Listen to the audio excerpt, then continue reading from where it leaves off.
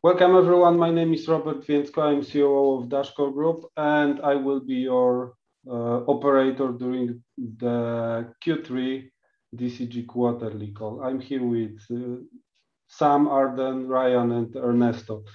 Ryan, please continue. Please hand it over to you. All right, perfect. So hi everyone, and welcome to our third quarter 2021 Dashcore Group conference call. I'm Ryan Taylor. I'm the CEO of Dashcore Group, and I'm joined on the call by several members of Dashcore Group. As Robert mentioned, Ernesto Contreras, he's our head of business development, Arden Goldstein, our head of marketing, and Robert, who is our chief operating officer, as well as Sam Westrich, our chief technology officer. So moving to the agenda, we're first going to share with you a set of prepared remarks and accompanying slides. Or Robert, did you want to cover that previous one before we jump into this? Yeah, the call is being recorded and streamed on our channel. And for this call, we collected only 2 questions from social media and forums, so they will be answered. So I really encourage you to ask questions on our YouTube chat. There will be a couple of them answered at the end of the call. If you are having any, or that there will be a massive amount of questions, we will pick the most important questions, and then the rest will be responded on the forum by the end of the month for sure. Yeah, and to clarify, we did get more than 2 questions, but we did filter out ones that we felt like we addressed during the call. Questions like, when are certain development milestones going to be met, that type of thing. Yeah, so, correct. Thank you for clarification. Yeah, please continue. Yeah, so if we move to the agenda slide, we're going to first share a set of prepared remarks, as we always do, along with accompanying slides, followed by a question and answer session. And we also try to answer some of the live questions within the time allotted. It looks like this time with so few questions coming in beforehand, we'll be able to address more than we usually do. And we'll try to answer as many of those as we can from the queue in the days that follow if we're not able to get to those. Our goal for the call is to provide an update on Dashcore Group operations and development, to review the performance data of the Dash network from the third quarter, and provide a view into what we're working on next. As with all of our quarterly calls, we're going to start with a brief overview of the Dash network and Dashcore Group's strategy to grow the network. We'll also discuss the Dash network's latest performance metrics. We'll provide a brief update on Dashcore Group's financials, including our balance sheet and income statement. Sam is going to provide an update on our development roadmap. Arden will give an update on our upcoming marketing plans, and Ernesto is going to give some updates on our latest integrations and some expansion that we're making to our business development strategy. Before we get started, I did want to announce to the community that Sam Westrich, our interim Chief Technology Officer, was recently named our official CTO. Sam has been serving as our interim CTO since the beginning of August, when Bob Carroll, our previous CTO, departed, and he's doing a fantastic job and is deserving of our full support.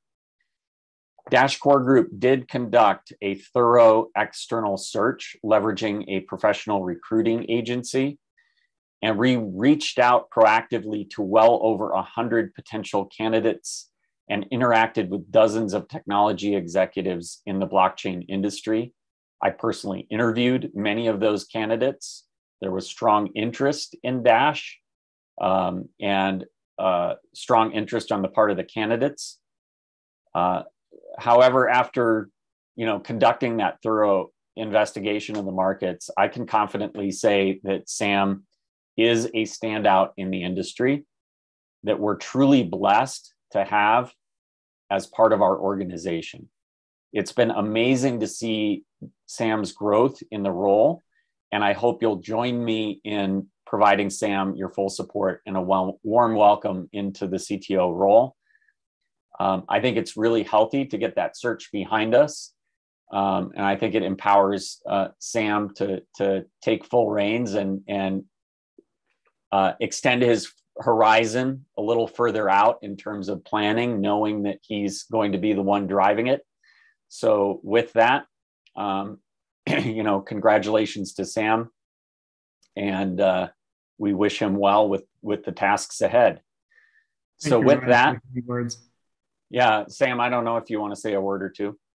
No, I'll talk later about the tech update, but for right now, thanks. I really do appreciate it. And I really, really am going to do my best to give the network what they need and what we've been building for a very long time. So. All right, perfect. So with that, I think we can get started with the content of the presentation. So this is a slide we share on all of our quarterly calls. For those that aren't familiar with Dash Core Group's work, our mission is to provide greater financial freedom to users by delivering financial solutions that are secure, reliable, decentralized, and usable. And that statement guides many of our everyday decision-making as we build technology and the surrounding ecosystem for Dash. This involves not only building great technology, but also ensuring that that technology is deployed into useful services and fully utilized by our partners, especially Dash's unique features. We want to see those supported. We also seek to cultivate adoption of the ecosystem through education, promotion, and user engagement to build our user base. For those that are potentially new to Dash or are unfamiliar, Dash does not have a CEO. It has many organizations. Dash Core Group is one of many that are essentially contractors to the network and serve the network's needs in various capacities. So there are other organizations doing some of these activities, particularly around business development and marketing. And there are other development organizations building their own wallets and making their own contributions to the code base, including through the Dash Incubator program. So if you flip to the next slide, this is also a slide that we share frequently on the quarterly call. So if you viewed our quarterly updates in the past, you'll definitely recognize it, but you may notice some new targets in the ecosystem section on the lower left. We recently expanded our business development team to begin targeting some new markets for Dash and expand our capacity within the markets that we are targeting. Dash has long been associated with our strength in Venezuela. Going forward, we do plan to expand that strength into a broader Latin America regional strategy, starting with Brazil, where both Dash Core Group and the Dash Investment Foundation have both been making significant investments. Just as some background here, Dash has always had a strong presence in Brazil because of the efforts of Rodrigo Ambrizi and the rest of the Dash Brazil team. But with recent investments from the DIF in an insurance company called 88i, they're a micro insurance platform that is getting started, and BitFi, a cryptocurrency super app that basically allows users to spend and save cryptocurrency and access a number of other services. Dash has really started to become an ecosystem of use cases in Brazil that extend beyond just speculative investments or remittances. So, for example, Dash can now be spent at 1.5 million merchants in Brazil, thanks to our great our BitFi integration, and receive instant savings at many major chains. So we have a great base to build from already.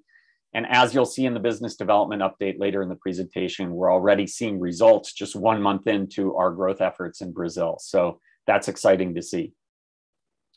While our primary focus will be on the Brazil market, we will be opportunistically seeking strong opportunities in other LATAM markets as well, especially places like El Salvador or Argentina, where cryptocurrency adoption is generally higher than in other geographies. Over the last 6 months, there's also been a major shift in the openness that we're seeing towards cryptocurrency in the payments and neobank segments, which want to offer their customers the ability to pay, purchase, or sell cryptocurrency through their platforms. We'll share more about that strategy to ensure Dash is integrated into these services later in the presentation. Moving on to the market performance slides.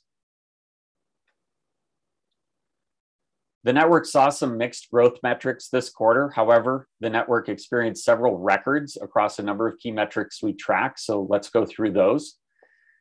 Price volatility dropped about 42% during the quarter. It's still well, and is now well below average compared to historical volatility.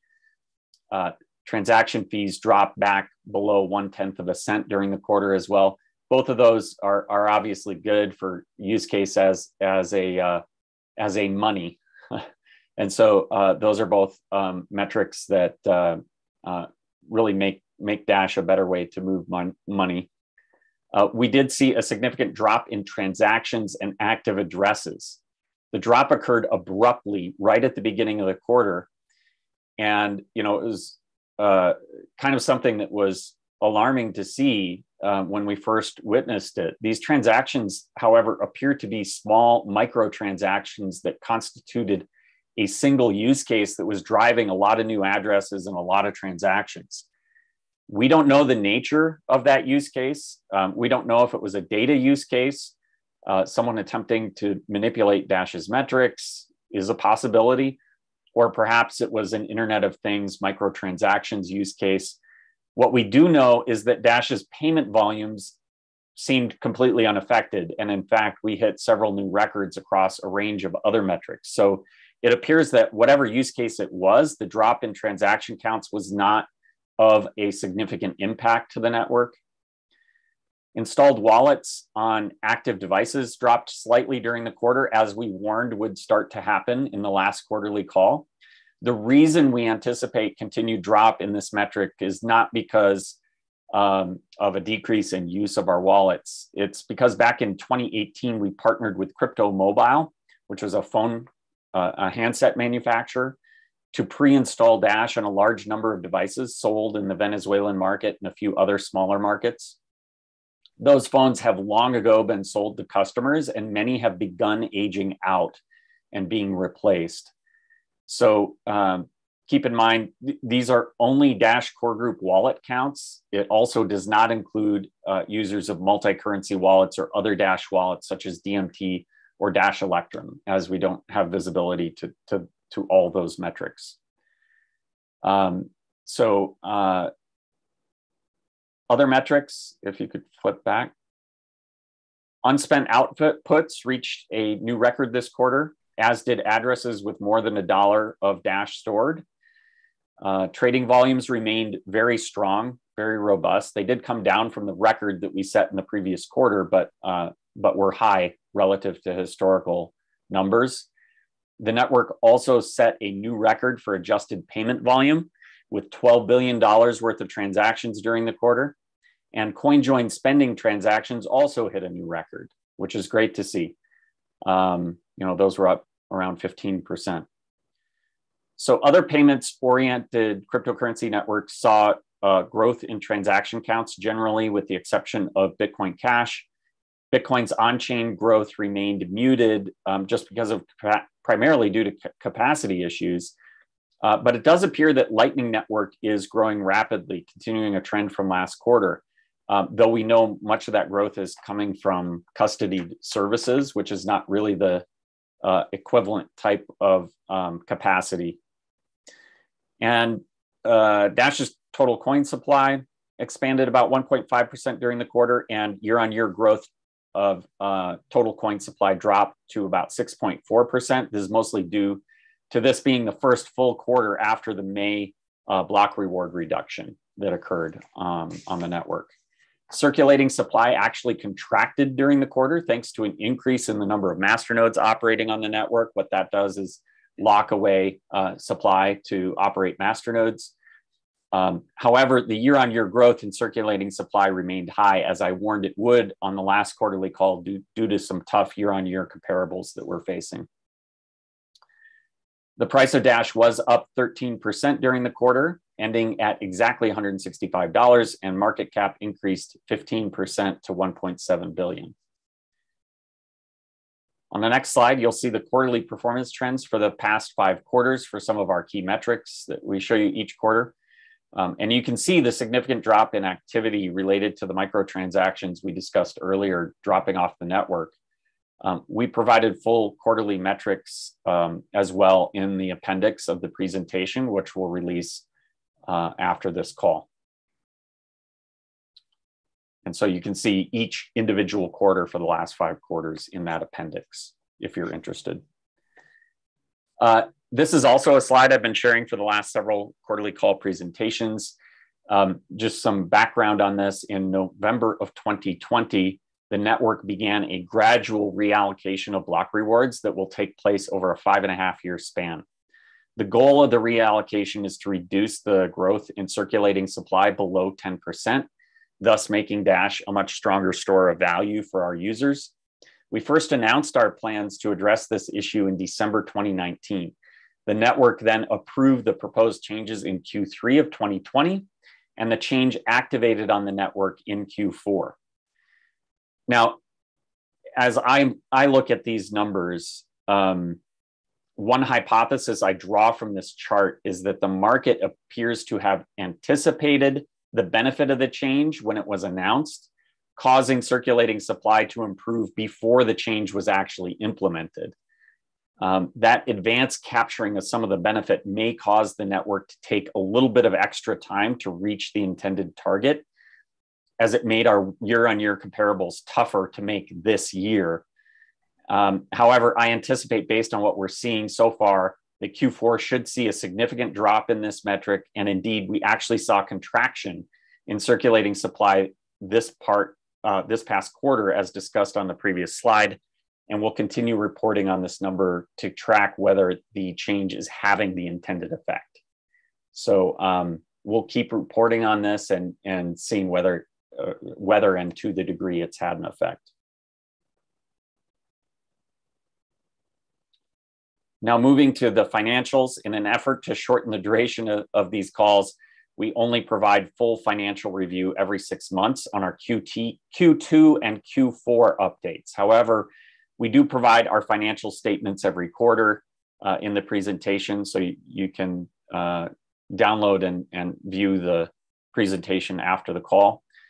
So I'll only briefly comment on the financial statements. In summary, our financial condition is quite strong and improved during the quarter, which enables us to confidently hire more staff, especially in the technology function, which Sam will discuss in greater detail in a moment.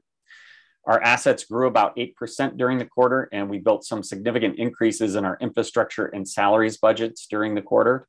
The infrastructure budget pays for our DevNet and testnet environments, as well as the communication and development tools the team uses on a daily basis.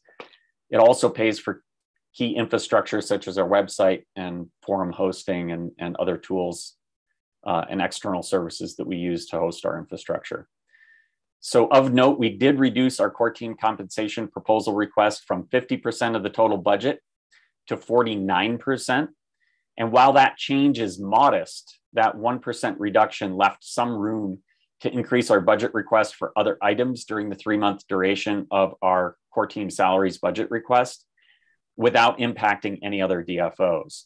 It may not sound like a lot, but a change from 10% to 11% for non-compensation budgets is significant, because a relatively large portion of that is fixed cost in nature. Things like our infrastructure expenses, the cost of testnet or DevNets, those are relatively fixed. So in practice, that small change translates into a large increase in the available budgets for business development and marketing. And those are 2 areas that have really been starved for funding in recent years. And so we are starting to be able to do a combination of things in terms of reducing our core team compensation ask, begin to hire, and begin to build our reserves all in parallel, as you're seeing here in these financial statements. So I would like to address the masternode operators regarding our budget request for legal and professional services this quarter for 2 reasons. and try to make an appeal to you to vote for it and fund it. The first is that there was a technical issue due to the way that the proposal was submitted. Due to the number of characters, Dash Masternode tool was unable to accommodate the link to the text. And so if for some of our Masternode owners access the budget proposals through DMT, and when they click on that, they think that there's no text, and we're getting some no votes as a result. I've personally spoken to some Masternode owners that accidentally did that and didn't realize that there actually was proposal text to review. So number one, you cannot view the proposal through DMT. You have to go directly to Dash Central in order to view the proposal text. Please go there in order to review the text. And if you have any questions, just reach out to our support desk and they can steer you in the right direction. But due to that technical issue, we are seeing some no votes that didn't intend to vote no or wouldn't have voted no if they had known where to find the proposal. You are able to vote through DMT. I want to clarify that. You can vote yes or no through DMT. It just is the link to the proposal text that is broken. The second reason that I want to appeal to fund it is there are some concerns being expressed about funding regulatory activities. And there seems to be a subset of MNOs that believe that funding regulatory efforts equates to supporting regulation. And nothing could be further from the truth. We are not funding regulators, and we are not funding any of the KYC AML providers with that funding. What that funding is to do is to combat the regulators with legal arguments and arm exchanges, especially with the legal arguments for why they can continue to list Dash. A recent example of this is a global exchange, one of the more popular ones, delisted Dash at the beginning of the year.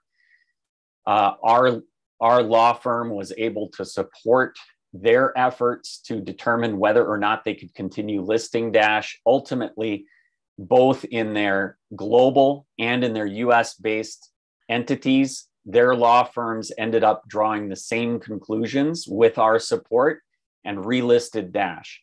If you want Dash to have access to the markets and access to centralized exchanges, then this is something we should continue funding. This is not in support of regulation, it is to combat it.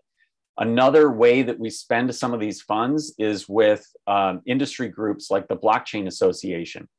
If you've read anything about the news recently with the Blockchain Association, they managed to hold up the $1 trillion infrastructure bill for almost 2 weeks with their lobbying efforts on behalf of the industry. And they do a lot for Dash specifically to ensure that our message is being put forward and that, we aren't just rolling over and giving up to the regulators. So we have strong legal arguments that when we put in front of the right people, we're able to reverse many of these adverse impacts to the network. And ultimately that brings value to us as a network. So I encourage you to reconsider that if you voted no for either of those reasons. I think that this is vital funding for the network to continue that work. So with that, I will turn things over to Arden. Thank you very much. I'm pretty sure it's my turn. Oh, sorry, not Arden, Sam. You can call him Arden too, though. Some space to Sam. Yep. Okay, guys. So I am going to give you a quick overview of our third quarter. In the past, what we've done is we've presented our roadmap. And what I'm trying to do this time around is to show how that roadmap transformed into work. In this slide, you guys can see that there are elements that are in green, there are elements that are in orange, and there are elements that are in red.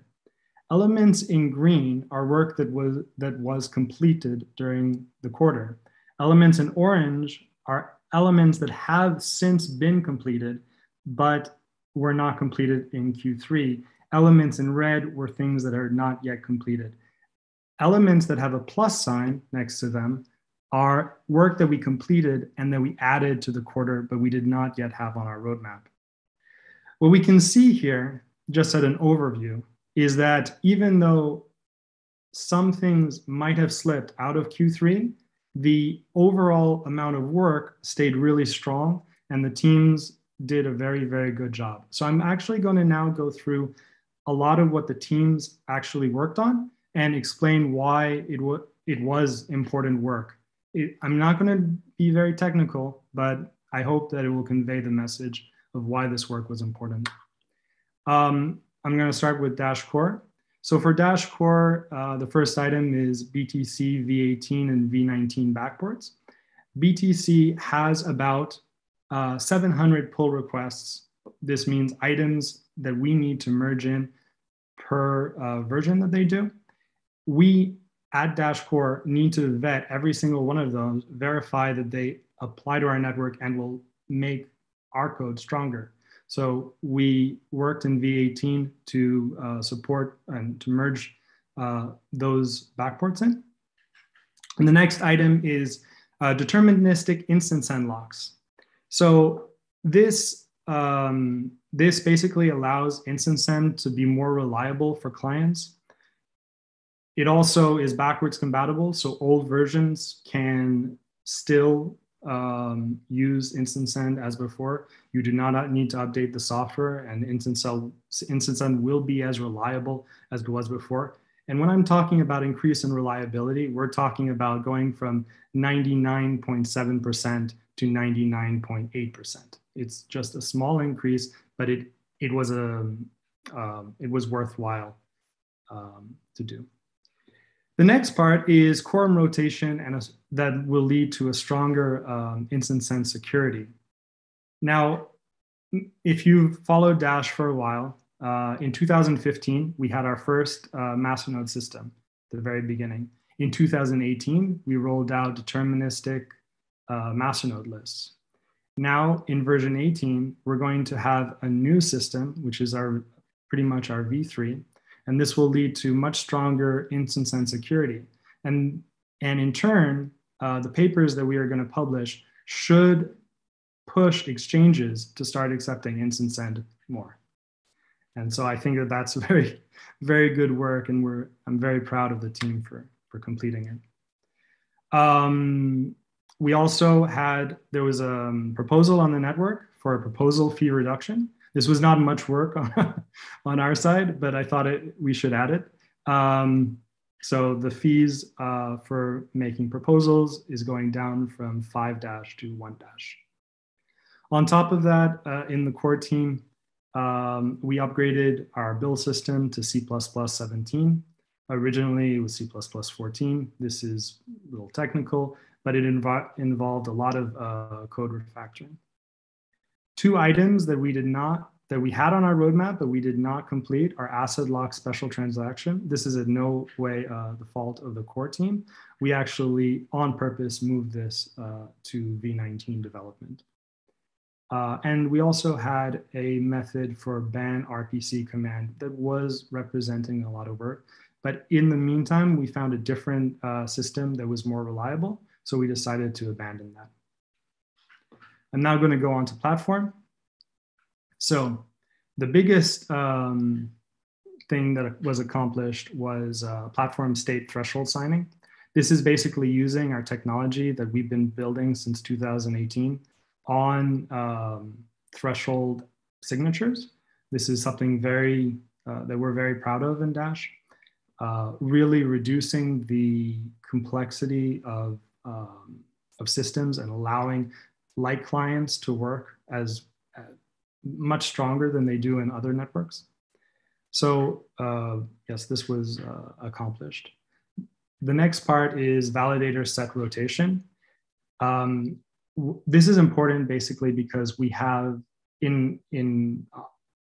everybody knows what a masternode is. we have about 5,000 masternodes on our system, and these masternodes are bunched into something called quorums. Before V20 platform, you had one and just one quorum that was verifying platform network. Now it uses all the quorums, so much better, especially that the quorum masternodes will be getting rewards for their work. So if you only had one, you don't want only one set of masternodes getting the rewards. You want to spread them out across the whole system. Then there was some work on strict and secure data contract validation. It's quite technical, so I'm going to skip much explaining, but this basically reduces some attacks on platform. Next is testnet real-world delay conditions.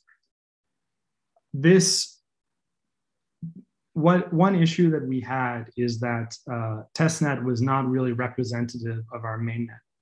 Many of the testnet masternodes are all in one location in the world, which means very quick communication between them. What we did is created a system that makes nodes appear on different parts of the globe. So you have real world delay conditions, so we can be confident that the system working on testnet will then work well on mainnet. Then the next 4 items were things that were added in Q3 that we had not yet promised, but we thought were very important to put in. One is DashCore signing. DashCore is very, very secure as a system. We, instead of using a secondary signing system for platform, we are leveraging DashCore for the signing. It's proven, so it also strongly reduces the risk of anything going wrong when we release. We added in a consensus P2P layer optimization. Again, a more technical term. This basically reduces the amount of traffic having to happen on platform, reducing the cost to masternodes, and at the same time, greatly improving the system. And it was extremely necessary. Maybe I'm not bringing that across because without it, we did not actually think the system could work properly and be scalable.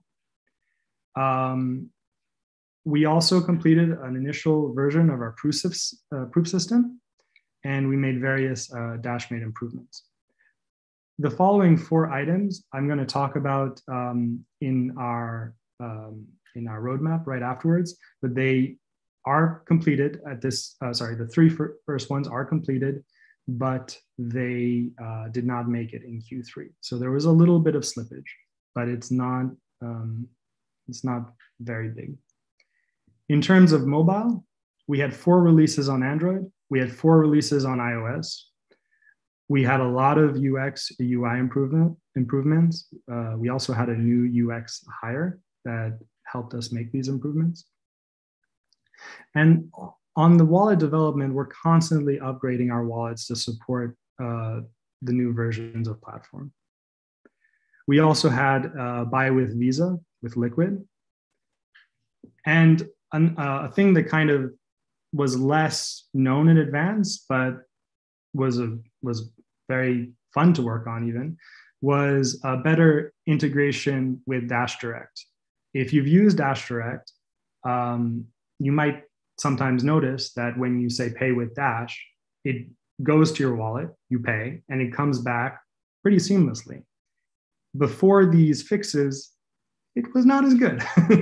So it was, that's what this work represents. We also supported the platform initial proof system. One thing that we had said, but we moved out into, I think Q1 2022, is the ability to swap Dash for other cryptocurrencies on Android. Next slide, please. Yes.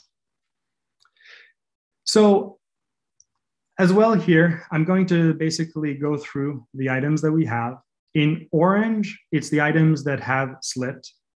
And in red, it's the items that we have decided not to actually do, that we said we were going to do, but we're no longer going to do. If there's a plus sign near an item, that means that it's something that we've added since the last quarterly review. So in Q4, we're going to have the Dash Core 18 rollout to mainnet.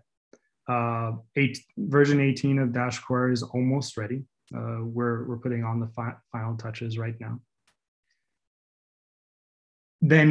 But development is going to continue on our V19 as soon as that happens. And in that V19, we're going to have backporting of version 19 and version 20 of Bitcoin.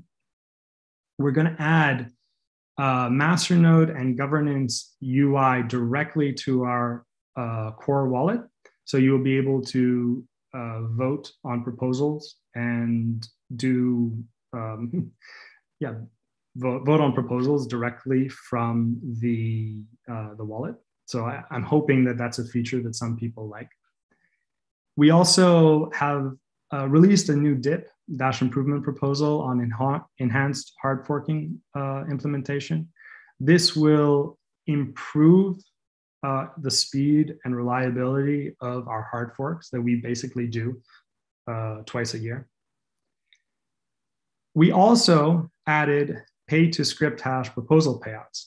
And this is actually quite interesting because now when you make a proposal, on top of it being only one dash, you'll be able to make it to maybe an organization or a multi-sig address, something that's maybe more different than one person. Before, all proposals had to be made to one individual. Now they can be, multiple individuals that all need to unlock the received payout in a certain way. So to explain a couple of use cases for that, just real quickly, this could be to an organization where you need two parties within the organization to move the funds, or it could be a escrow service or a service provider like Dashwatch or something that could have the second key and have the ability to unlock funds after a milestone is met. So it could be pretty powerful depending on how it's used. Yeah, I'm going to continue with Dash Core for now, and thanks, Ryan. So in Q1 of 2022, we're going to upgrade to BLS V1. Up till now, we were using a version that was kind of in advance of its time. It worked extremely well, no security flaws, but now there's a standard and we need to upgrade to that standard. And this is actually going to represent a significant amount of work. The asset lock implementation, we're also doing in Q1, as well as a platform masternode reward reallocation. This is actually quite interesting. We are going to be dividing, we haven't decided exactly yet the percentage, but we are going to be dividing rewards for masternodes between core work and platform work. Masternodes will see at least or more rewards based off of platform fees, but the rewards will not happen exactly the same way. It will be happening based off of work that the masternodes do for platform, not proof of work, just holding platform data. So if a masternode, for example, did not want to run platform, they would just receive much fewer rewards. There was also, Core will be ongoing their support for the platform release and continue their backporting. In Q2 2020, and actually more in the future, we will work on masternode shares. This is pretty much the next part. Masternode shares and on-chain governance. On-chain governance will really improve the governance system and put in a lot of features that we were not able to do before. Moving on to platform. I separated this into two categories, V21 and V22, to kind of show where we are. V21 has already been released. It was released this Monday, but in our previous roadmap, we did have it at the end of September. So it was it moved from one quarter to the next. So there has been slippage. And I did want to bring that up in our roadmap to be very transparent with the community on where we are. But it has now been delivered. What we plan on doing, on delivering in Q4 for platform is V22. V22 will have the complete storage system. As you can see, it has a proof system, new state tree implementation, secondary indexes for document proofs. These concepts might seem foreign to many, but they basically hold the data much better than our original proof of concept. And it is work that's needed for release. Later, you will see, right afterwards, you see masternode identities. This is needed. As I said, there's going to be a reward reallocation on platform. Masternode identities are needed to receive those rewards. So basically, masternodes will receive rewards on platform, and they will go to their masternode identity. I do want to quickly, I skipped over something, I'm sorry about that. For V21, we had an error framework, which helps our incubator developers and our developers in our community have better error messaging on what exactly they might have done wrong, or what might have gone wrong in in their state transitions that they submit to the network. We also had a protocol upgrade process. When we go to mainnet, that's not going to be our final version. We need a way to upgrade platform again and again.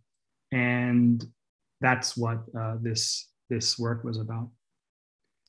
Incubator. On testnet, what we do is we just wipe the data. You obviously can't do that on mainnet. So that's the reason why we needed an upgrade protocol in order to do that. And once you launch without a protocol upgrade capability, that becomes your only choice, is to wipe the data. So this is absolutely essential before we go to mainnet, or we'd be stuck with the same version forever. Exactly. And it's already been released as well. We also, when I became CTO, we had a backlog of reported bugs from the incubator. One thing that I really, really cared about is our external developers being able to continue their work. So we did slow down other development and really focus on making sure that our system was extremely stable in V21. And this is what happened. We took all the list of bugs reported by our community, and we went through them, and now they're all gone. Well, hopefully. The one other part that I did not completely mention is our proof system. We had a proof system, and in V22, we are going to make it better. Proof system is necessary for light clients to verify all data. Okay, going on to Q1 2022, next year. Again, as I said, there has been some slippage, but the slippage is in the range of about a month at the moment. So as you can see, the state transition fee implementation, which was supposed to happen in December, has now slipped to January. It's not ideal. And I am going to talk later about how I'm planning to address these slippages in the future. But it is important for everybody to know. The state transition fee implementation is important because, well, you need a robust fee implementation for a system to work. It's pretty evident. And then the next part is fee pool allocation. This is important because, as I said, masternodes receive rewards on platform. Well, the rewards happen from, for example, sending a contact request on DashPay. They're adding some information to another data contract. Fees will then go to this pool that will then distribute fees to the master nodes. So that's this work. And then the next part of the story is the master nodes will then take those fees on platform and withdraw them to Dash. The next part of work. State sync is an item that I decided to put in here that we are not yet completely sure we need for release, but I decided that it's better to add it than to not. It will greatly improve the speed of connectivity of new master nodes. And then basically at that point, we are feature complete. We can release. Those are all the stories we need to do in platform for release. But we want to do some stress tests. We want to make sure that our system doesn't go down after a month or two, or if it's attacked, it does not go down. I doubt it would go down just by normal usage, but it's more if we have very high stress attacks, what would happen? So we will be conducting stress tests. We'll also have an internal and external security audit. Internal means that our individual teams inside of Dash Core Group are going to go in and try to break the system. And external security audits means we have external reputable security teams that will come in and verify that everything works properly.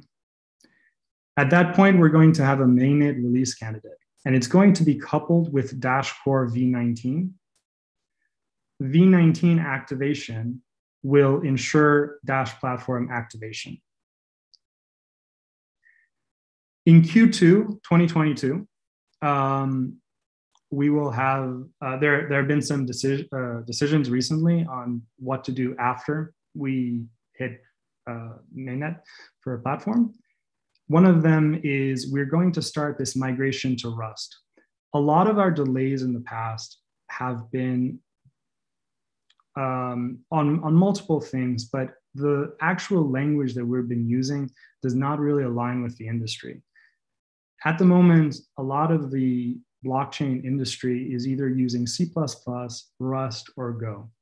We decided that the best language to bring us into the future is Rust.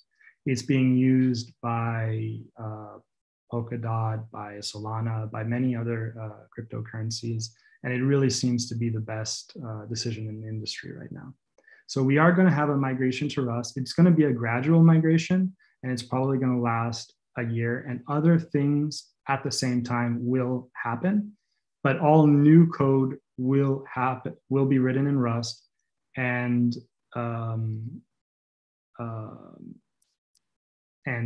there will be old code that gets migrated to Rust over that period of time. We also are going to be introducing smart contracts. The work will happen in Q2 2022. I believe that we'll be able to release it in that quarter as well, but we're not completely sure.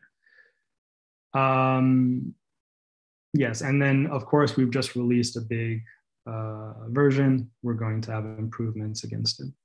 So now moving on to mobile, we have accept invitations.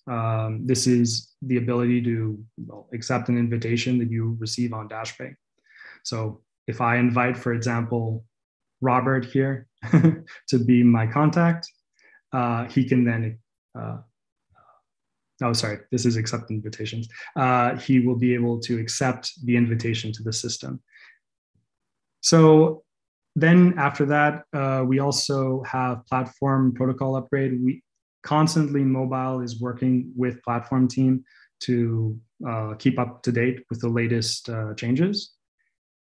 A new thing that might be very interesting for some people is private transaction memos. For example, you send a transaction to buy a cake for the birthday and you want to write it down in your app. Currently, that's not possible.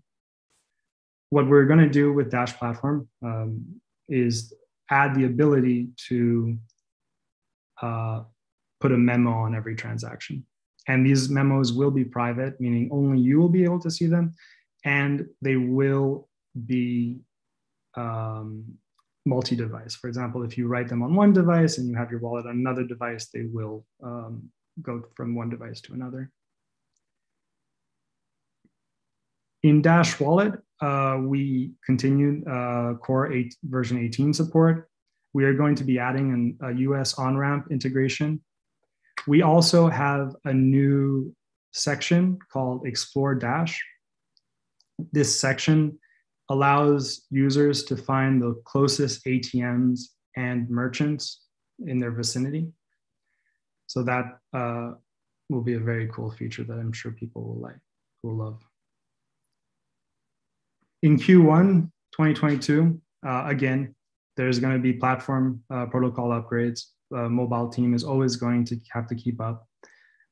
They'll also be the mainnet release candidate for DashPay. Other features that we'll be working on is a swap dash that we previously moved away from Q3 into Q1 of next year. We also are going to have a staking integration in Android, meaning that you'll be able to stake Dash directly through a third-party provider. This is not yet masternode shares, but it will at least allow to a staking experience on our wallets. Yes, the Explore Dash will be done in Q1 2022 for iOS. We also have a new feature that will allow for quicker updates on Android and on iOS. For example, if a new integration comes out, you'll receive a message directly about that integration. And then in the last Q2 and kind of more in the future, we will be supporting payment requests, a lot of merchant features. For example, if a merchant has, like, for example, a restaurant and they want to provide a menu, and you can see the menu directly through DashPay. And a location-based features as well. For example, even though in Explore Dash, you'll find the closest merchants to me, in our first version, that information is not completely provable through platform. So in the first version, it's more of a centralized system where the data for Explore Dash lives on our own servers. And then in Q2 2022, and maybe shortly after, we are going to migrate all that data to platform in a data contract and use it and allow for location-based features. So as I talked about all of this, let's move to the next slide, please. As I talked about all of this, there were some things in orange, and it's something that I really, really disliked in terms of slippage. I have done everything in my power to increase capacity on our teams, so these types of slippages never happen again. What does this actually mean? So in the last 3 months, there's been 3 new hires for the platform consensus team. It's actually a new team completely, but these are increases for platform. In total, 6 people. 3 for the consensus library, 1 for the client. This is very important for incubator. 2 hires for the protocol team. And on top of that, in the future, we've decided to switch from JavaScript to Rust, which will increase development capacity and speed, moreover. For core, we've added 4 new hires, which is more than the amount of people that existed in the team before. So we went from 3, we sadly lost 1 person, so we went from 3 to 6. In mobile, we had 3 new hires and 1 part-time, which also greatly increases our capacity there. And we hired a new researcher. With all these changes, I'm very, very happy to say that our team has never been stronger. We are getting more development work done than at any point in the past. And as the new hires grow, I feel like we are going to see faster and faster development and more very cool features. And with that, I'm going to pass it to Arden. Thank you.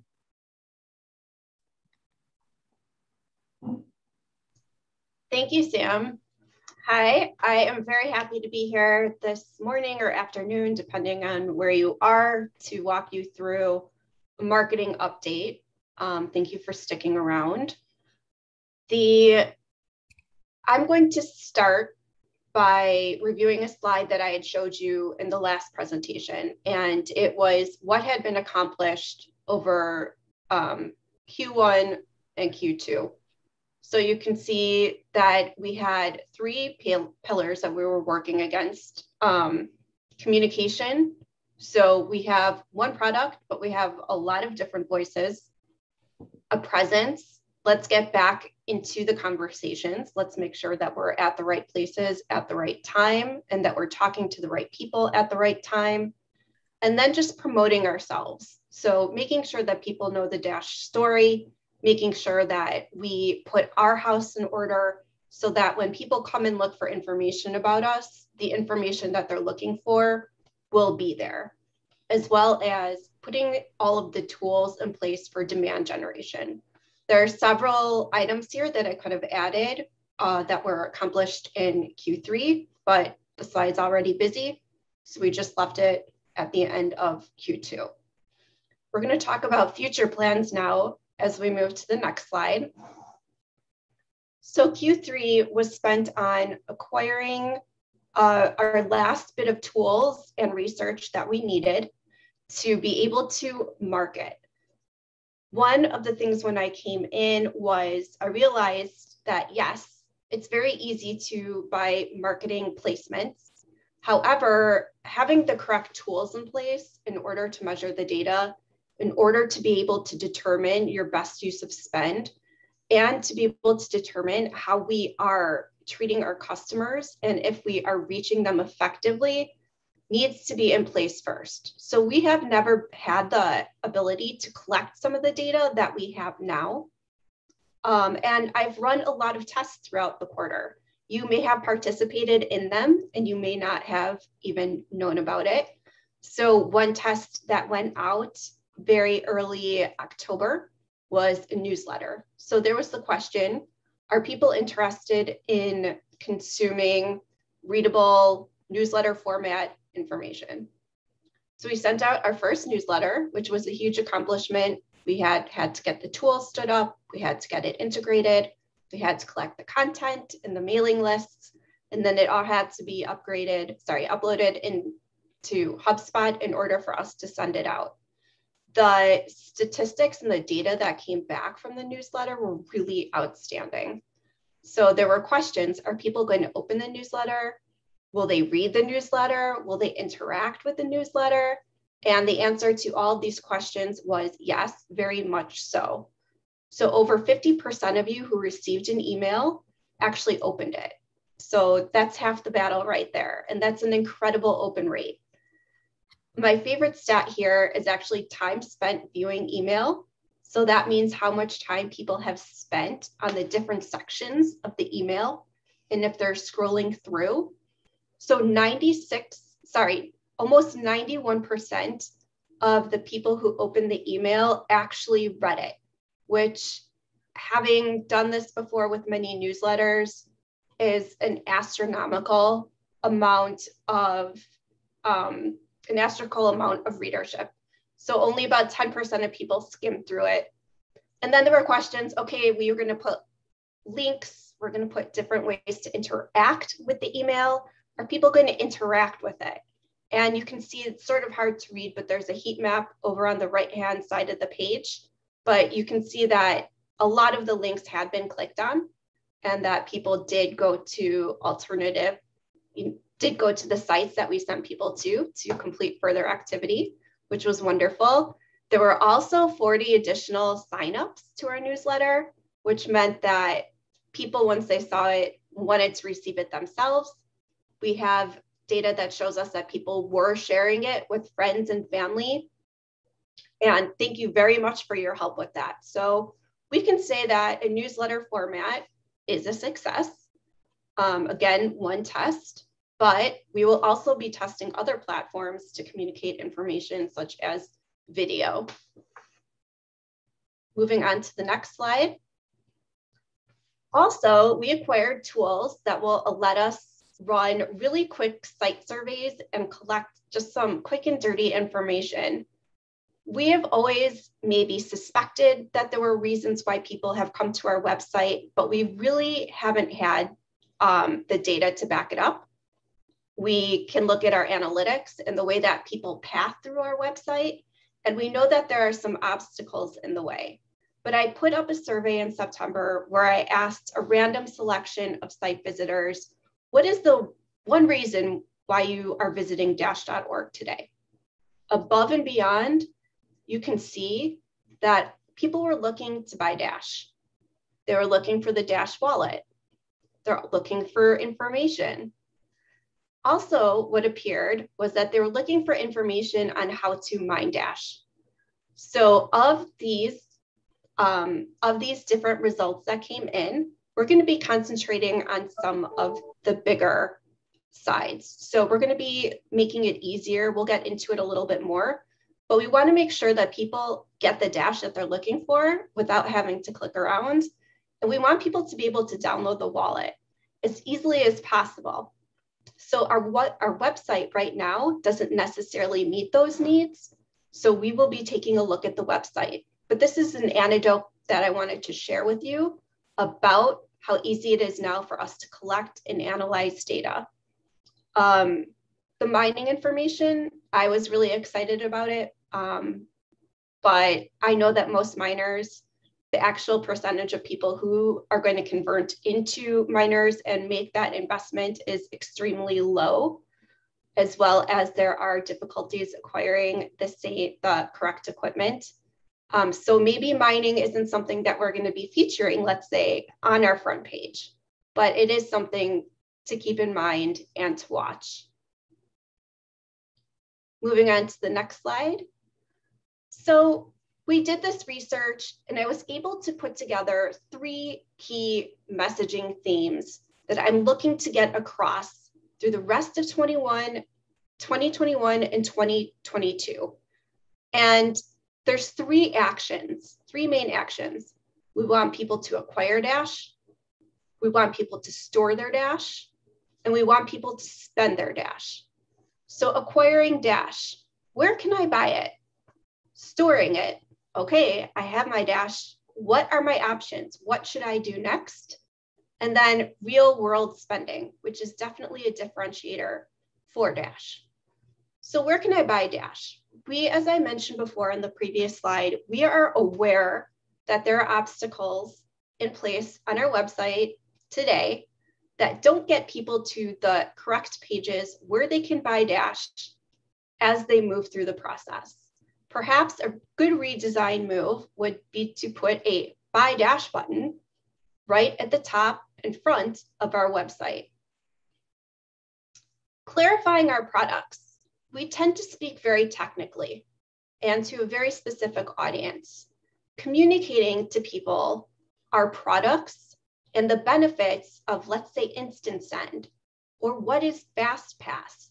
This is content that should be rewritten where it's more easily digestible for a more everyday audience. So this is wonderful technology that people should know about it. But again, it's buried in our website and difficult to find.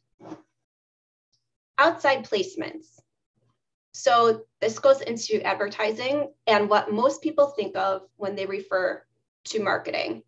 So we have to make sure that we're in the right places with the right message when people start to wonder about Dash, and we have to come up with a way to break through the clutter of all of the other cryptos out there and to really hone in on those differentiators that set Dash apart from the rest of the industry.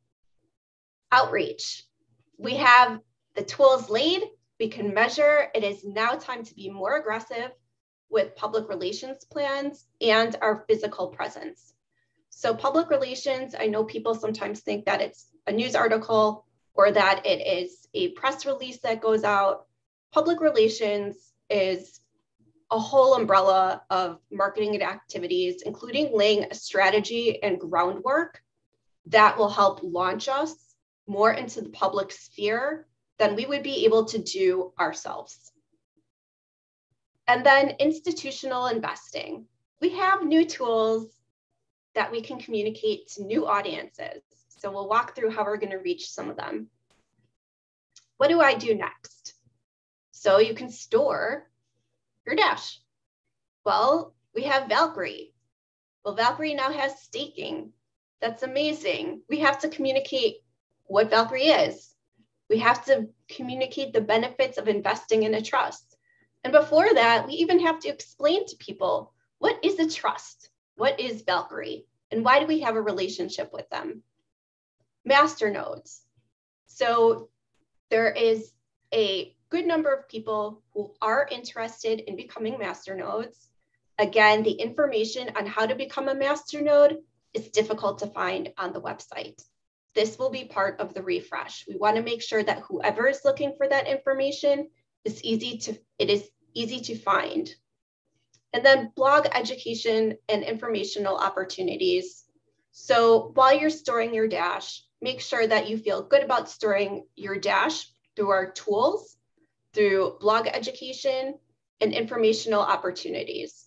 We want to be seen as the thought leaders in the space, maybe not for a cute mascot, but we want to be those thought leaders. And we want to be known as solutions providers. So those are, when you think of Dash, you want to think of payments. We are the experts in the payment space, and we provide you with the best solutions. Real world spending. So we have Dash Direct. We have only scratched the surface with Dash Direct. There is so much fun that's going to come with it. We have a slew of new launches that will take us all the way through holiday shopping season. So they will start coming more fast and furiously. I also have some other opportunities for Dash Direct that we're going to talk about on another slide. But again, partnering with business development, working hand in hand with them to make sure that their partnerships and relationships and integrations are launched as smoothly and communicated as effectively as possible. And last, demand generation. So just making sure that we continue to create those use cases and we combine them with community efforts. I am one person. I recently hired to my team. There's only so much marketing that one person can do. And it's really incumbent on all of us, including the community, to participate in marketing efforts to make sure that our message spreads as far and as wide as possible. Here's just a few things that I wanted to pull up for you. So Q3 significant accomplishments. We did launch Dash Direct. We had retailer launches and the month-over-month data growth. I can't go into details, but I'm very satisfied with. The numbers look great. Valkyrie now offers staking, as I said before. So immediately, as soon as that went live, we coordinated on a marketing plan with Valkyrie, and you'll start to see the fruits of the planning coming soon in Q4. I hired my first other teammates. So we have a new content and marketing manager. He is wonderful. Our capacity just increased by 100%. He came preloaded with a lot of the knowledge and software that we needed. So we're very happy to have him, and he will be introduced at a later date. We have been behind the scenes working on an entire quarter's worth of content that is now ready to be pushed out. We are interviewing, we started the interview process for a WordPress developer. As I keep mentioning, our site needs a refresh and a big pick-me-up and some usability tests to get it to a place where we need it to be. And putting together consumable community content. So little bits and pieces here and there, such as did you knows, information about Dash, and they'll continue to grow. Upcoming plans for Q4, marketing plans. So as I said before, when I started, I could have started marketing for you, or at least what most people think of when they think of marketing, which is billboards, which is dash on the back of the airplane seat in front of you, which still gets talked about. But that would not have been the best use of anyone's funds. It would not have been the best use of anyone's time. We wouldn't have known if it would have been effective. So I'm very pleased to say that we have just signed a contract for some Miami area marketing plans that are going to be in place. In about mid-November, you're going to see mobile billboards moving around Miami, the Miami area, chosen specifically because of Doral and Weston, and the Miami area has the largest concentration of Venezuelans living in the United States. We will be marketing Dash Direct. We will also be marketing remittances, and this marketing will be in both English and Spanish. So it will be toppers on rideshare cars traveling throughout the city. I'm very excited about it, so I will let you know exactly when it launches. The contract is signed, we're ready to go.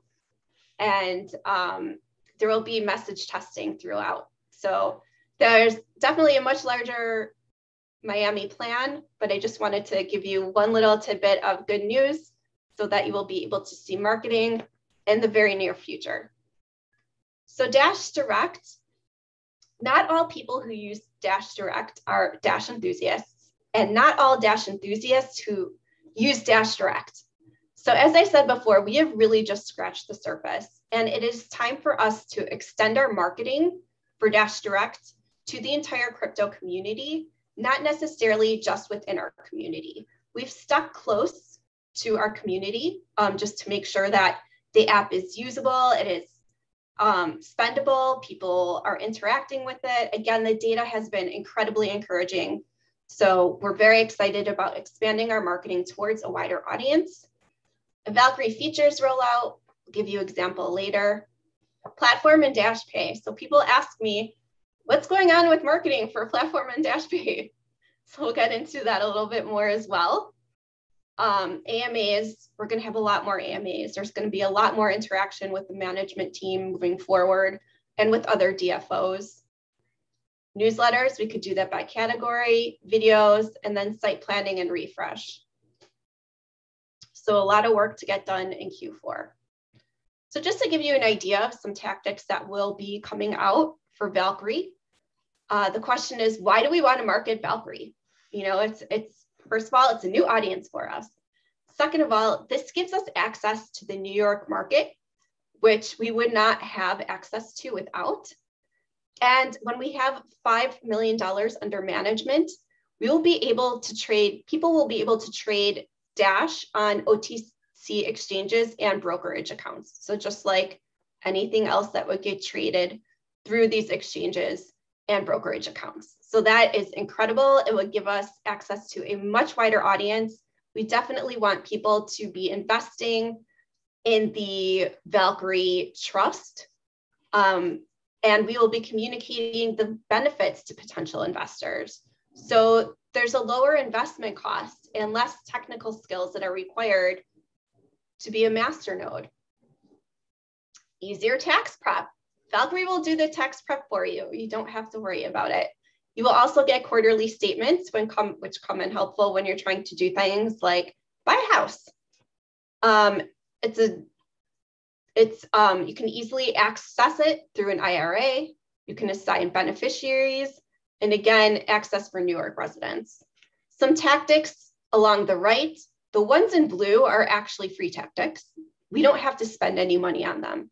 So I've been spending as little money as possible and working with what's free up until now. So now, as I said before, you'll start to see money being spent on about outside placements and on demand generation with spendable assets, but promoting on internal social channels, communicating staking with a special one-off email list. Staking's huge. We decided to wait on our marketing until it was available. It's now available. It's been available for about 2 weeks. So this is messaging we want to get out. putting Valkyrie on our website. This will be happening. And then some other outdoor marketing activities that we had an idea for, which will cost money, but was outdoor media buys in financial districts and wealthy suburbs of New York. Mailing lists to family offices and other affluent areas. So Valkyrie has these assets already. It would just be something simple as producing a direct mail piece. And you may be wondering, direct mail, it's 2021. But the truth is, I've been running a lot of direct mail campaigns for the past 2 years, and the results have been very good. And the comments that I get back are people are like, it's so refreshing to get mail that isn't electronic, and that it's so nice to get mail that isn't a bill. It's about something that wants to make me money. So I'm very excited for that. Moving on to the next slide. So if people are wondering, you know, what is Arden doing all day? This is just a few of the tactics. It's lined out in a timeline. This is a nice Gantt chart. It's not a complete Gantt chart because I don't have all the different fields that we're supposed to have on here. But again, it's one PowerPoint slide. So there's a lot of pre-work that's happening. Managing, comparing and contrasting fact sheets for different networks versus Dash platform, recorded training videos and use cases, promoting our DFOs with AMAs, internal and external communications. So Dash platform branding, we will talk about that. Town halls, developer communications, in-person or online events. You can see how the scheduling will happen through this chart. Again, it's hard to read. There's a lot of ongoing marketing down at the bottom. Sponsorships, influencers, podcasts, media outreach, and website and SEO plans. Moving on to the next slide. Okay, so here's the slide you've all been waiting for. So we're going to talk about Dash platform and Dash Pay marketing. We've divided up the marketing into 4 different phases. There's going to be the development phase, which is planning. There's going to be the testnet stage, which is also going to be planning. We're going to be doing the software release, which is phase 3, and that's going to be events and testing oriented. And then a lot of the actual marketing campaign work will be happening upon activation. So first things first, we have a name of our platform, and it is called Dash Platform. Dash is already generic enough. We don't need to add another generic name after that to make it almost even more invisible than it is before. We get comments all the time on our social channels that Dash Platform is a terrible name. I completely agree with you. We will be working on a branding effort before we can market Dash Platform. So this will involve the whole community. There will be town halls and AMAs about it. I'd love to hear everyone's feedback. I know some people have said, let's go back to evolution. I don't know if that's the right answer either. So this is part of a discussion. We cannot market anything called Dash Platform. In fact, there are already several Dash platforms out there that we would be competing with. So let's make it easier on ourselves and put together a really cool brand and a really cool name. We're already working on video and animation work for Dash Pay to get that ready to go for invitations, a PR strategy that will be working throughout, and we're creating a content library.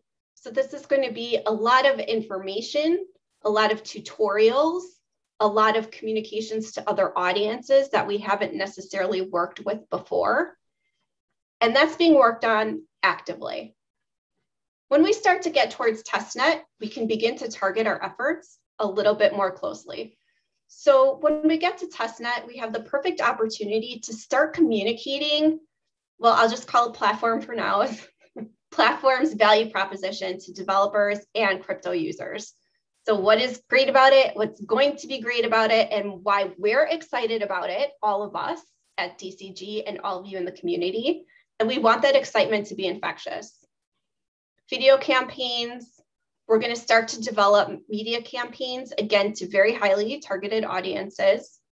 There will be joint messaging development with the incubator. And we will also be working on revealing not just an improved Dash plan, but also an improved Dash platform brand. So there will be a rebrand coming as well for Dash itself. Right now we have a visual identity, but we don't necessarily have a consistent brand voice. We don't have consistency across our channels. We will be working on that as well to get everything in shape to launch platform. When the software is released, we're going to start to do more in-person or live stream events, depending on what the situation in the world is. But there will be a campus marketing plan, especially at schools with larger engineering groups of students. There'll be, again, targeted media placements and ads. There'll be hackathons and events. So AMA campaigns and the Dash Pay marketing will start to go into effect here too. And then after we reach activation, we're going to be looking back at the body of work of what we've done so far. We're going to look at what we've learned, what's been successful, what hasn't. And as we get closer to the actual activation, there will be a completely new marketing plan and strategy based on what we already know, along with new tactics that we'll be introducing specifically for activation. So that one has not necessarily been filled out yet. Dash Pay user-generated content campaigns, in case you were wondering what UGC stands for. But again, some of this effort cannot just be done by Dash Core Group alone. It needs to be the entire community. So as we start to go through other quarterly calls, this slide will be filled in more with more details. So it is definitely being worked on. Again, we have to start with what the product's name is, and then we can go from there. That is our marketing update, and I'd love to turn it over to Ernesto right now to talk about business development. Hi, everyone. Thank you, Arden. I love what you're sharing. Especially, I think that the Valkyrie activities and the Dash platform are going to mean a big difference for Dash, because those are tools and actions that we've all wanted to do for some time. So I appreciate sharing the effort. So now going to business development. On Q3, we worked on strengthening the fundamental parts of our ecosystem and laying the foundation for more growth. Specifically, in Venezuela, we have been working on driving more repetitive usage to our growing network by allowing Dash earning. In trading, we added more fiat on and off ramps, and we made sure we stay on the significant ones we have. It's not only about growing, it's also about making sure we don't go back and lose fiat platforms. On other verticals, we set initiatives to foster growth and experiment on the travel industry and, of course, Dash Direct. Going into more specifics, in Venezuela, we have spent more time there than any other crypto project in the country. And that's why we've evolved from a where to spend project to a situation where we're working on growth. We could say getting the merchant part has now become the easy part of our ecosystem there. And now we're enabling growth, and we're focusing more specifically where we're getting repetitive usage. Going into a bit more of details, this last quarter, we enabled Dash spending on a place called Las Villas Perfumeria. That's a franchise of about 20 places in the country, and we started in Margarita Island with about 5 of these stores. We also started in a set of stores called A1 Win. These are clothing stores. And we also started in Caracas with a delivery place called Triathlon. What's really important about these merchants is that not only did they start accepting Dash, we've also started working with Dasher Pay, so part of their employees are getting paid in Dash. As I was mentioning, right now it's not only about where to spend Dash, but it's also about getting people to receive Dash in a way that is frictionless and that supplements people that want to buy. I want to give a special shout out to the Dash Techs team, who not only developed the Dasher Pay solution, but also are working on finishing the legal part so that we can scale. Everything that we've been doing so far in the last quarters and everything I've been mentioning since the beginning of the year with Dasher Pay has been our pilot. We are now ready to receive from Dasher Pay the last permission part, and we can start scaling this up and taking this Dasher Pay solution to larger industries and companies. And going from the 50 something people that are now signed up to the Dasher Pay solution to the first couple of hundreds and thousands is going to enable us to continue growing. Also, I want to give a big shout out to the Dash Help team, who completes the tripod that we have for the Dasher Pay solution, where Dash Tech is providing the software, we're helping with the integration, and Dash Help is providing the peer-to-peer exchange for people that once they're signed up, sometimes they want to buy a little bit more of Dash, or some want to cash out to use Bolivars, or some are just asking how to download the wallet again. So this is a key part of our ecosystem in Venezuela. On the right side of the screen, I also want to highlight that even though we focused more on allowing people to earn Dash, we did not stop growth. Through our partner, Crypto Buyer, Dash is now available at Plaza supermarkets. Plazas is a 24-store chain of retailers in Caracas and Valencia. This is one of the largest 5 supermarkets in the country in numbers of checkouts, and now Dash is available there. Also, we were added to a supermarket called Forum, which is one of the largest one-shop stores in the capital. And all of this is leveraging our footprint in the country. This, together with our efforts in allowing people to earn Dash, have made Dash the #1 performing crypto in terms of transactions in Crypto Buyer in many months.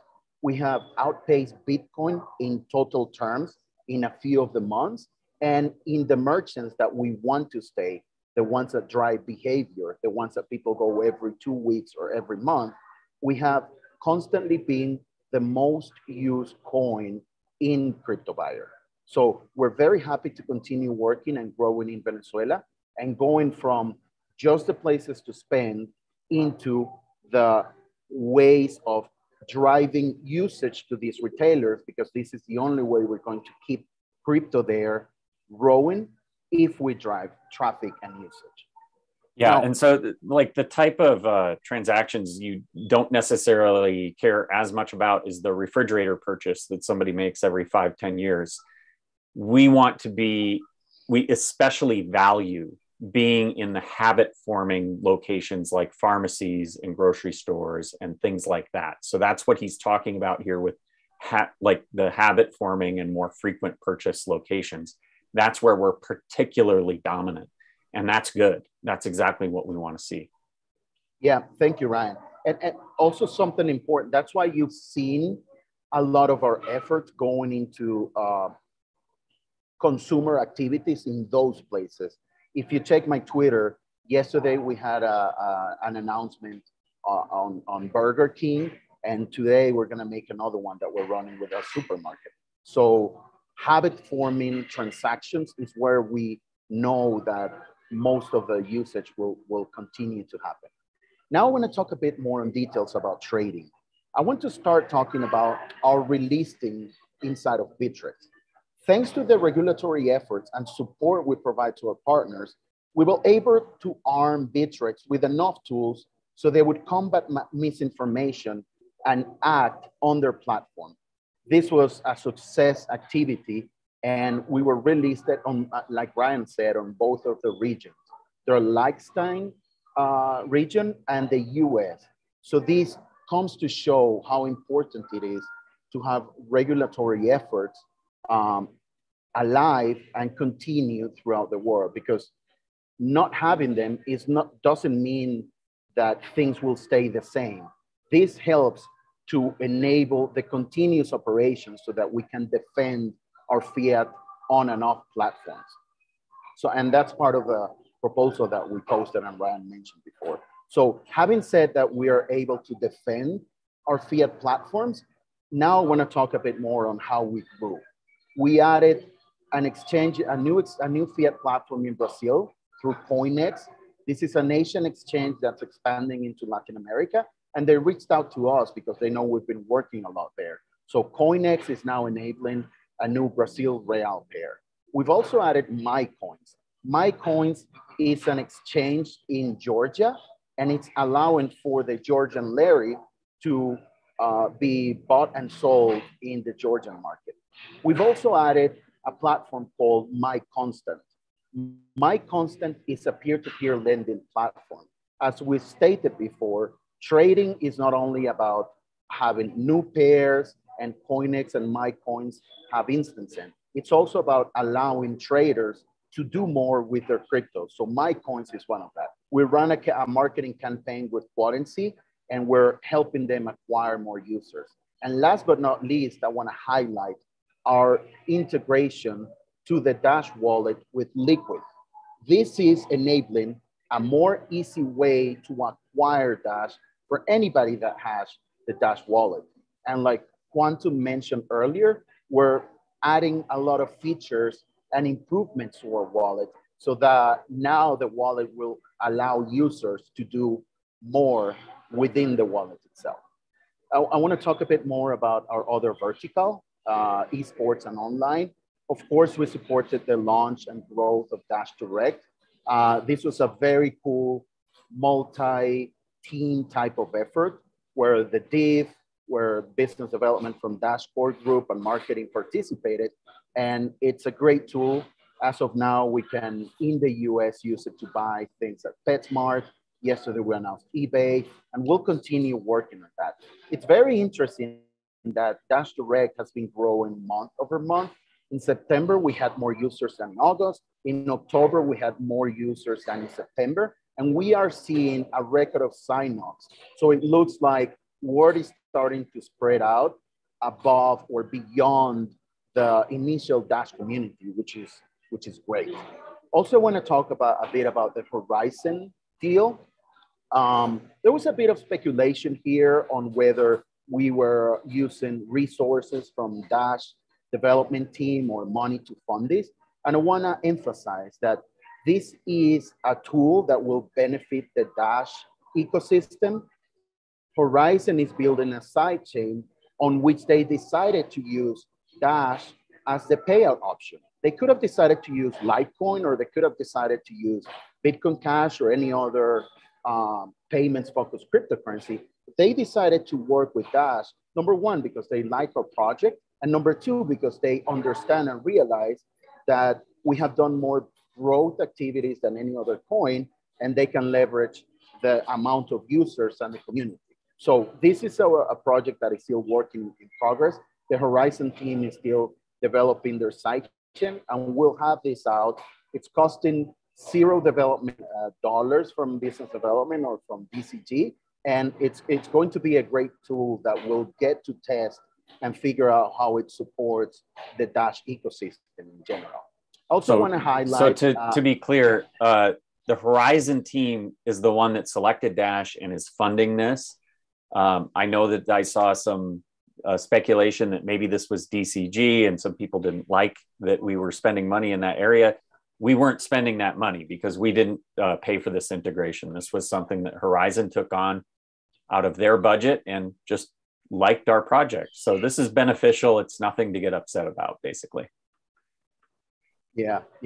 Thank you, Ryan. Also, now moving on to the regulatory part, I want to start talking about some of the activities we've done with the Blockchain Association. But first, I want to say that the Blockchain Association is an association that's advocating for the industry. We're paying our membership fee there out of the regulatory budget. So this comes again back to the proposal that we have out. I just cannot stop saying great things about the Blockchain Association. This is one of the best, or if not the best, industry association I've seen so far. I had the chance to meet in person with them, and they're making sure regulators listen to all the actors in the industry. Not only do they have a great team of professionals, but because they are based in DC, they have the chance of being.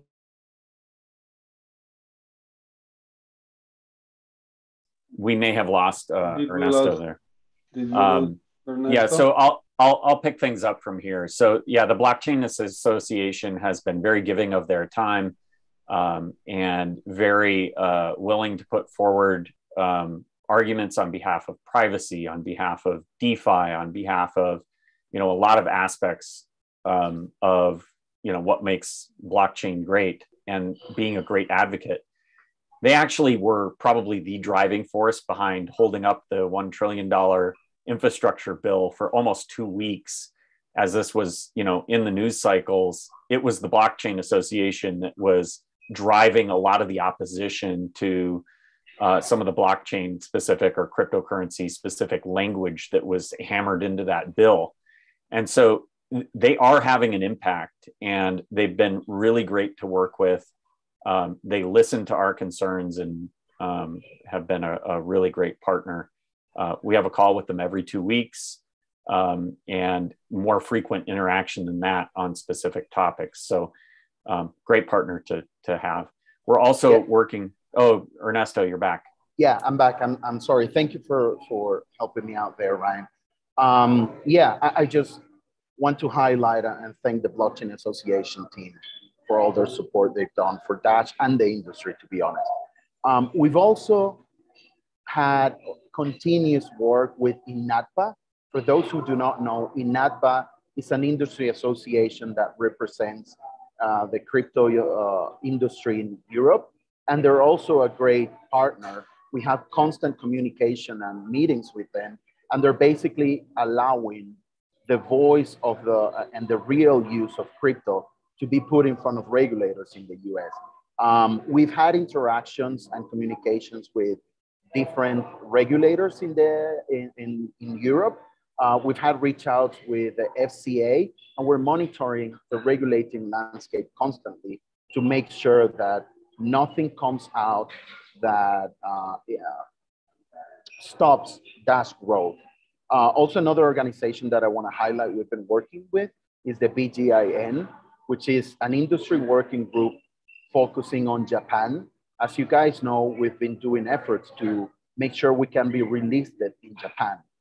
We've made progress, and we hope that soon we can again be listed on the largest exchanges in Japan, which is one of the largest markets in the world. And I also want to end this slide talking about first engagement we had with the Haitian government. As a result of our efforts in Latin America and a lead we got from the Blockchain Association, we were invited to a symposium in the Embassy of Haiti in Washington, DC. Ryan spoke there, and basically the government wants to hear more about cryptos because they've seen what's been happening in El Salvador and what we have done in Latin America. And Ryan shared a bit of the experience we've had, and I had the chance of actually going physically there to the embassy because I was around the area. And there are some opportunities that we're looking at, and hopefully we'll open up another growth vertical, an opportunity if everything comes into play. And talking about new verticals and opportunities, if we go to the next slide, I want to share with you some very exciting moves that we're making right now.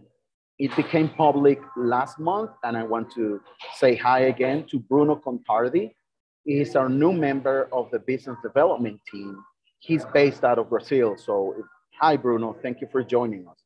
Having a new member of the business development team literally increased our capacity by 33%. So what we're doing with the extra resource is that we're going to continue working and growing where we've had successes, Venezuela, trading, and looking at the remittances and exports, but we're also adding new growth verticals. Of course, we're going to be working more in Brazil, and this is going to be a complement to the great work that Rodrigo has been doing there and the investments that the DIF has done. But in short, I want to share a bit about Brazil. It's a 213,000 million people country. There's about 13,000 startups there. From these 13,000 startups, 16 of them are unicorns. From these 13,000 startups, there's about 181 crypto and blockchain companies. I made a mistake there.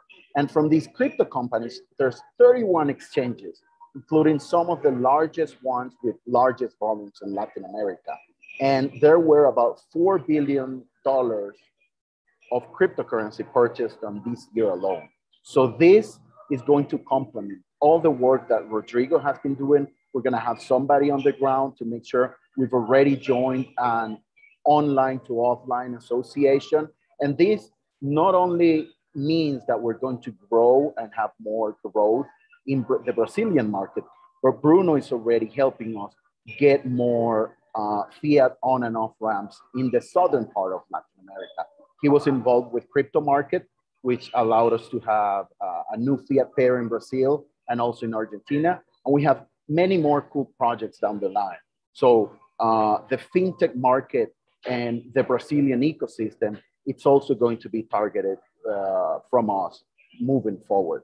Another very exciting vertical that I want to share with you is the United States points of sale and payment service providers. It's been really interesting to see how there has been a sentiment change from these companies. A few years ago, we had conversations with them. We approached them on different means, and their response was, no, thank you. We're not interested in crypto. That has completely changed right now. We know we have spoken to some of the crypto teams and crypto projects within some of these companies. We're actually going to meet with at least 100 of them next week at a conference called Money 2020. So this is also great. And not only that, we've had some of these companies reach out to us.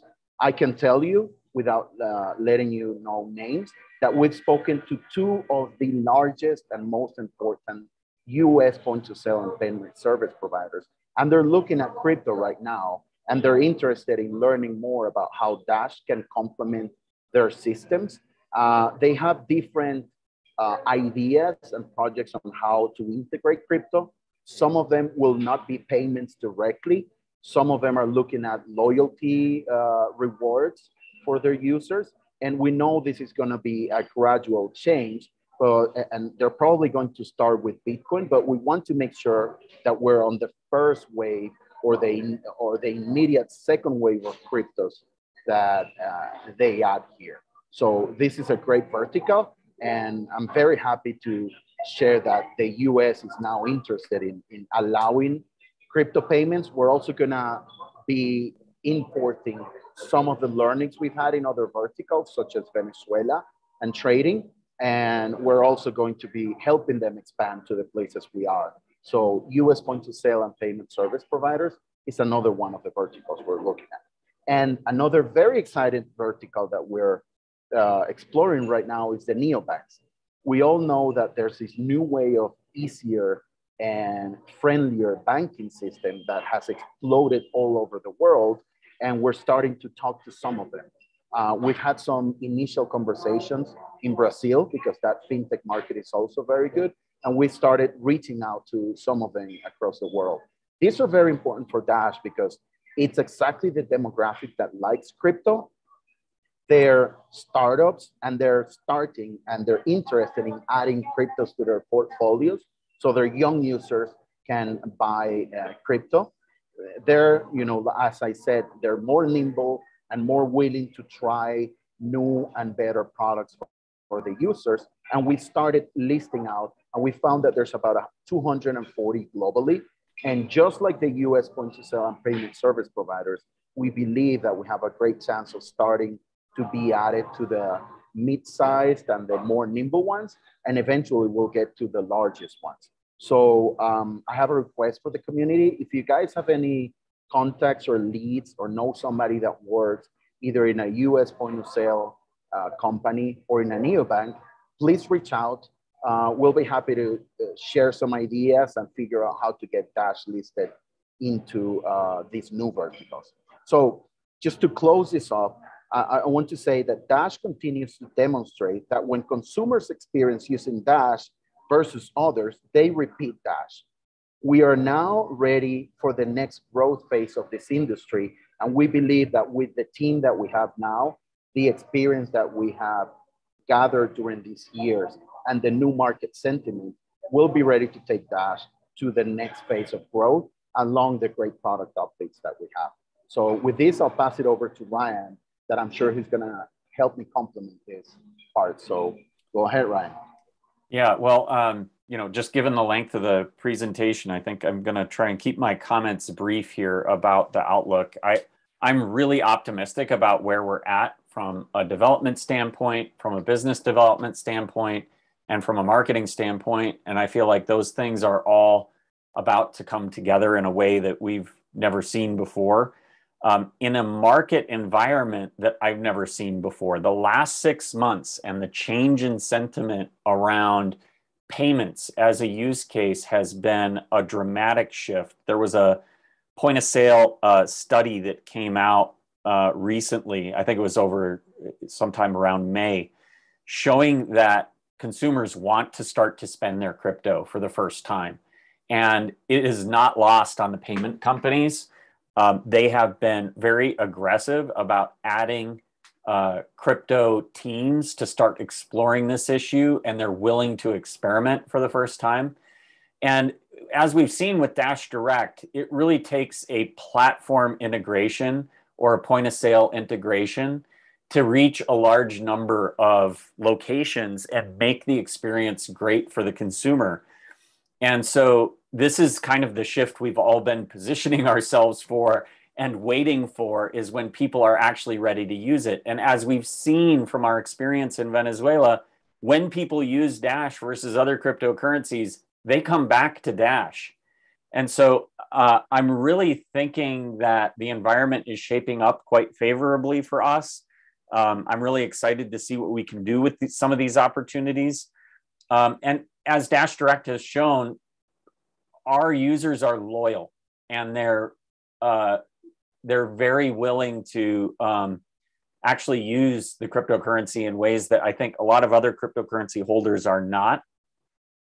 And what we've seen, as Ernesto alluded to, is record transaction volumes every single month. This month, it looks like we're going to grow probably 25 to 30% over September.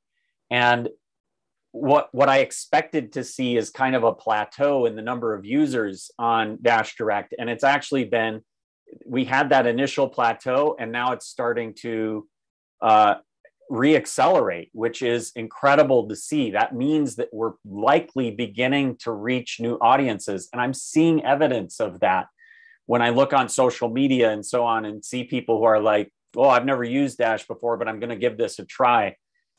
That's the type of thing we just haven't seen in a long, long time. So I think we have an attractive offering as a currency, as a network, and we've got great use cases that we've been integrating. And so I really think that we're in a pretty favorable position. What I would encourage everyone to do, we're coming up on the holiday season. Talk to your friends and family. If you're in the US, Thanksgiving, you're with friends or family on that day, show them the app, because I guarantee if you show it to them and show them some of the use cases and ways that they can spend in the US, you're going to get at least a couple of people at that table to be new to Dash. And the same thing is true during the religious holidays coming up. It's a great opportunity to show all of the great things that this community is about, and extend our network to more users and so on. And we're going to do our best at Money 2020. I've got some really exciting meetings set up with companies that actually, in some cases reached out to us that I would have pounded the table for some of those meetings. And so I'm really optimistic about where we're at. And I'm really excited to report back in January when we have another quarter under our belt on what we're able to accomplish. We also have some great new spending opportunities coming to the Dash Direct wallet or Dash Direct app, new categories that we haven't had before that are big spending categories. So I'm excited to have those get announced. And so there's just a ton that I'm excited about right now. I want to leave you with one stat that I found fascinating about Dash Direct, and that is that our users are engaging with the app 40 to 45 times more often than general CrayPay users. You guys are awesome. You're being passionate about it. You're using it every opportunity you can. And I really appreciate it. And I'm sure the whole community appreciates it, that we're demonstrating this value. We're getting new users that we've never had before. I got my window guy to start taking Dash because I showed him Dash Direct. I got my in-laws to do the same. It's incredible when you start talking to people and showing them how much they can save, what kind of an impact this can have in growing our community. So please go out and do that for us. And with that, I think we can wrap things up and hopefully get to a few questions. I know we ran quite long. Yeah, we ran extremely long, despite the ambitious assumptions. But okay, let's go. Right now, as I explained at the very beginning, we received only 2 questions from our social media channels. So let's go through them quickly. And then I saw a couple of other questions on the chat. I'll try to do my best to collect them in the meantime. So first question is, what is DCG Group's current break-even price for Dash, and do they have enough reserves now to consider asking less of treasury? So the break-even price for Dash, if we were fully loaded, all positions were occupied and no one took any vacation, it's somewhere around 145. In reality, because of those other things, it's probably around $140 so per Dash. So at today's prices, we're continuing to build our reserves. Now, as we do that, what are we going to do differently? Well, we have a goal of hitting 12 months worth of reserves, though as we get closer to that number, we're going to start to make some changes in what we're asking for from the network. And we've already started that process in a very minor way. So right now we have about 8 months worth of reserves in our compensation budget. And so that's above the 6-month minimum that we're targeting.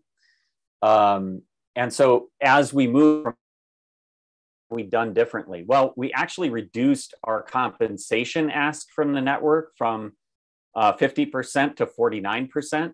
We didn't reduce our overall request. We just moved more of it to non-compensation. As we get further down that progress bar towards hitting 12 months worth of reserves, 3 things are going to happen. One, we're going to ask for less of as a percentage towards the core team compensation budget. And so that will leave more room for other activities like marketing and business development and so on. We're going to ask for less overall as we progress towards that target. We can start to open up perhaps, 1% or 2 on the other end of things, still being able to expand non-compensation and do more marketings and things for the network, but hopefully be able to ask for a bit less overall. And the third thing that we're going to do is continue to hire. So, we actually want to continue to fill positions that we think are valuable. We've got nearly what we think we need on the development front, but there are some more roles, especially in areas like research, where it'd be good to have a dedicated group to that so that we can unburden some of the developers from some of those types of tasks. And there are other ways that we think we can still accelerate development, but we're getting closer on that front. And that allows us to really focus on some of these other areas and potentially new roles. One of them that we're considering is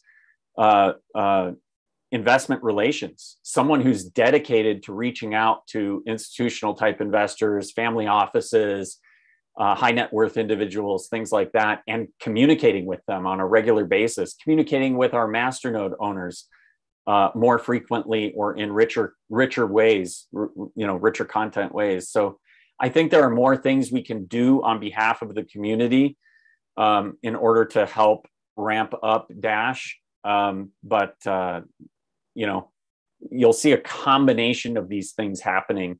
And you're already, like I said, seeing the very first signs of that we, reduced our compensation ask a bit in this most recent funding proposal. Why is there no effort by DCG to reach out to European regulators? So I think we covered this a little bit on the call, but we are participating within ATBA, which is kind of industry group there, and getting information from them and participating with their events and so on. What we're finding in EU, it's not as aggressive as they've been in the US towards cryptocurrency and privacy and some of these other issues. So it's a little bit less of a concern. We therefore aren't engaged with like legal expenses there.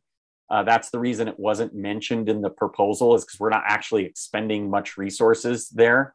We have had direct conversations with some of the regulators, and they've told us point blank, we don't have a concern with Dash. And so to the extent that there are concerns in Europe from, changes or other money services business, that's a perception issue.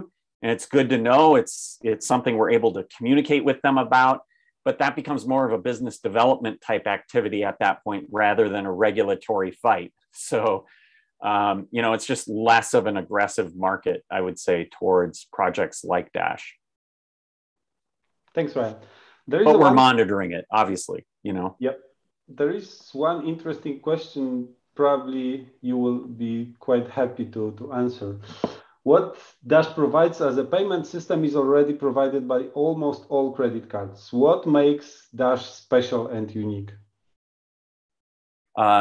Yeah, so, there's a lot that makes Dash special and unique. First of all, it's not fiat.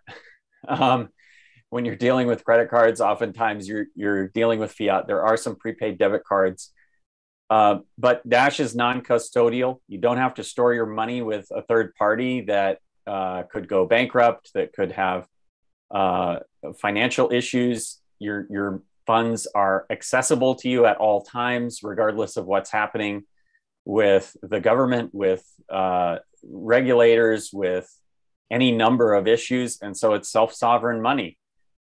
It's money that can't be inflated away with new supply that isn't part of the protocol. And your information is not put at risk when you're transacting with Dash. It's a push technology, not a pull technology. And that means you don't have to hand your information over to a merchant in order for them to get paid. And as a person who has lost their credit card, or had their credit card number stolen by literally over a dozen times in the last 5 years, it's frustrating for consumers. And so there's just I could go on, but there's a litany of reasons why cryptocurrency, and Dash specifically, is better. Dash is better than other cryptocurrencies because of its speed, scalability, improved privacy profile, and ease of use. All of those things are things that we focus on. Dash Pay is going to bring things to a whole new level that cryptocurrency's never seen before. And you're going to be able to store information about your transactions that nobody else can access, including, the platforms you engage with. So there's just so many benefits to the user. It's not at all the same thing. You aren't handing your money off to somebody else. You get to keep it until you're ready to spend it. Yeah, I'm sorry to add something else there, Ryan, that I think is very relevant. There's billions of people living in places that credit cards do not serve correctly. Eastern Europe, South America, Argentina specifically, Venezuela, Southeast Asia. So there's a lot of places where the credit card networks do not work correctly, or where governments do not allow you to use the money you want, the money you have the way you want. So that's another very significant difference that you have with credit cards. And I mean, that's a big plus that Dash has. And that's something that we've used. And when you put it in front of people, they'll prefer that. Thanks, guys. Maybe one more. I believe Sam would be happy to answer. What is the advantage of Dash over Bitcoin Lightning?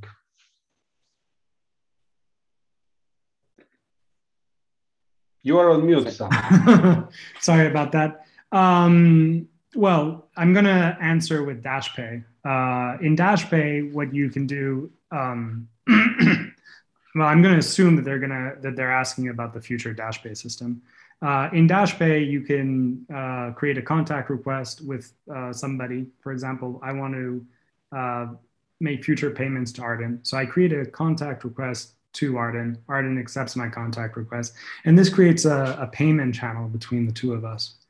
But the payment channel is on chain. There's no potential, I mean, the payment channel is on chain, but nobody else knows about the transfer of assets between me and Arden. So it looks just like a normal transaction, but Arden knows that it's from me, and I know it's to Arden. This does not exist, for example, in Lightning Network, where you have Lightning. I have to admit that I have not been following what Lightning has done in the last year, but I do believe that it is more a system where, I mean, you don't have exactly the same capabilities. You don't have the capability to transfer money between two individuals without anybody knowing. From a user perspective, for practical purposes, most people do not possess the technical know-how or have the will to go through the process of creating and opening and maintaining Lightning Network channels. What that means is they're going to have to use a custodial service, basically like a bank or a money service business. They're going to have to deposit their crypto into that in order to use the Lightning Network in the first place. And we're seeing this play out in like El Salvador right now, where everyone is using the government's platform, and that isn't what cryptocurrency is supposed to be all about. We want to make it so easy that you don't need a specialized instruction, and you can maintain that sovereignty over your own financial well-being without handing your money off to a third party in order to run a Lightning Network channel for you. So to me, that is the big difference. That's a much better answer, Ryan. Thank you for being the CEO. Thank you, both of you guys, for the complex answer. I think with that we can finish, wrap it up. Thank you very much, Arden, Sam, Ryan, Ernesto, for providing updates to our community. Leon, thank you very much for help with the chat. Thank you everyone in DCG who participated and helped to prepare this presentation and the call. And of course, thank you very much to our beloved community members for their endless support, but also for their criticism. It's needed and it's appreciated. We read it, we understand it, and we will react. Thank you very much for joining us. Special shout out to Incubator too for helping us with bug fixes over the last 6 weeks. You guys have been incredible. Yeah. Thank you. Thank you once again, and have a good rest of the day or night. Bye, everyone. Bye.